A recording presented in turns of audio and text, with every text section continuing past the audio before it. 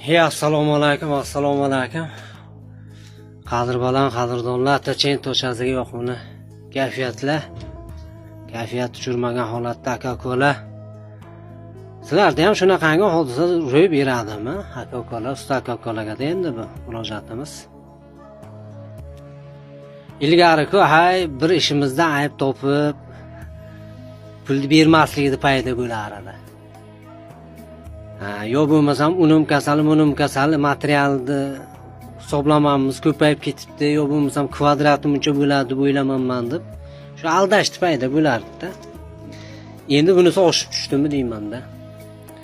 Aytadiki, endi ish tugatganmiz, pulni berasizmi endi desak. Kurs ko'tarilsin. Kurs ko'tarilsa beraman. Hab kursda nima aloqasi bor? Ya. Hab oshqozon jonivor kursda bilmaydi-ku. Oshqozonga aytamizmi, uydagilarga aytamizmi, ballarim? Shu oshqozonlarga aytinglar. Kurs ko'tarilsa produktga qilib beraman. Uyda egasi kurs ko'tarilsa beraman deb aytdi.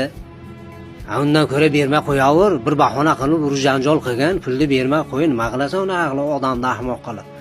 Kurs ko'tarilsin. Rossiyadan pul kelmayapti. Tushunamiz, ularga ham oson emas.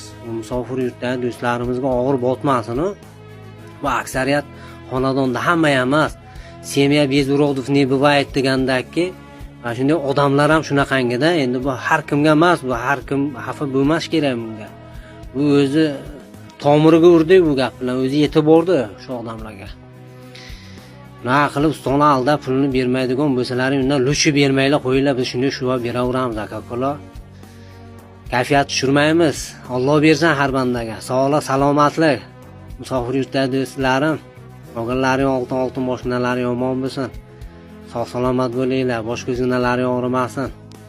Atachayin to'shasiga 20 ta kam odil shuvoq bo'ldi. Kayfiyat tushirmaymiz, omon bo'linglar.